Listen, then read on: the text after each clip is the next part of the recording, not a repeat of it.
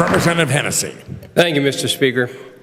Today I join Representatives Marsico and Payne and all of you to honor Sharon Schwartz for 36 years of effort in working for the Republican caucus here.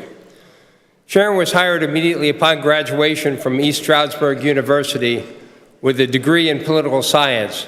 She joined our staff as a research analyst for the Mines and Energy Committee. As all staffers do, she wrote legislation, dealt with constituent issues, drafted responses and issue briefs, and was one of a select group of people to deal with the aftermath of the March 1979 accident at 3 Mile Island nuclear site. She's been on 3 Mile Island. Not many of us can say that. She's actually been inside a containment vessel in the plant. She's been down inside several coal mines as part of her work with the Mines and Energy Committee. It's safe to say that she can ride our elevators here in the Capitol without any concern about claustrophobia, even though it sometimes takes some courage to get in our elevators when they're not working properly.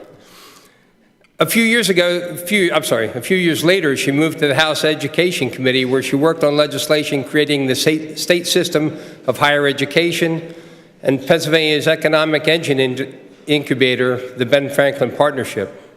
In 1985, it was back to Mines and Energy, this time as Executive Director, dealing with issues like energy conservation standards for building construction, low-level radioactive waste disposal, used oil recycling, and crafting Pennsylvania's first solar energy law.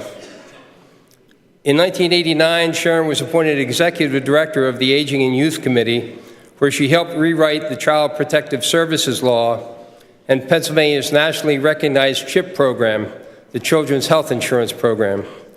She also crafted provisions of the Older Adult Protective Services Law to require background checks of employees at senior facilities, mandatory reporting of suspected abuse, nurses' aid training, and to detect the signs of abuse. Since 2000, she's been the Executive Director of the House Aging and Older Adult Services Committee.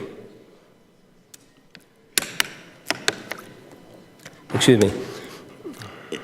When I was appointed to chair that committee, I came to know Sharon and respect the work she put in and the effort and dedication she brought to helping our senior citizens in Pennsylvania.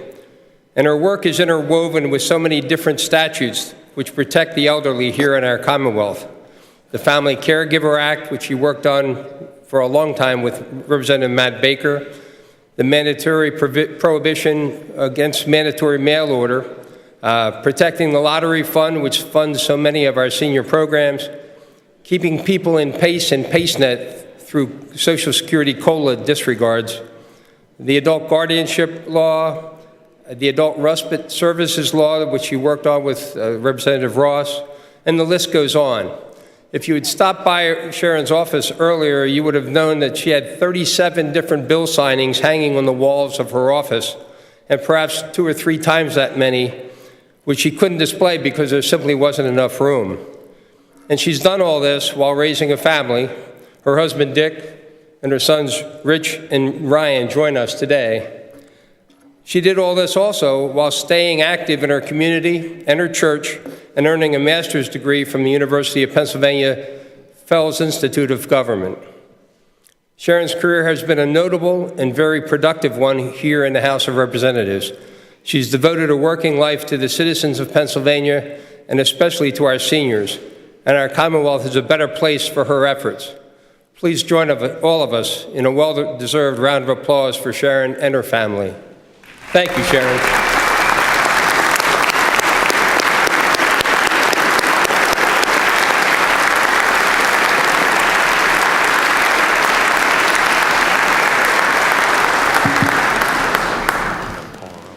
Yes.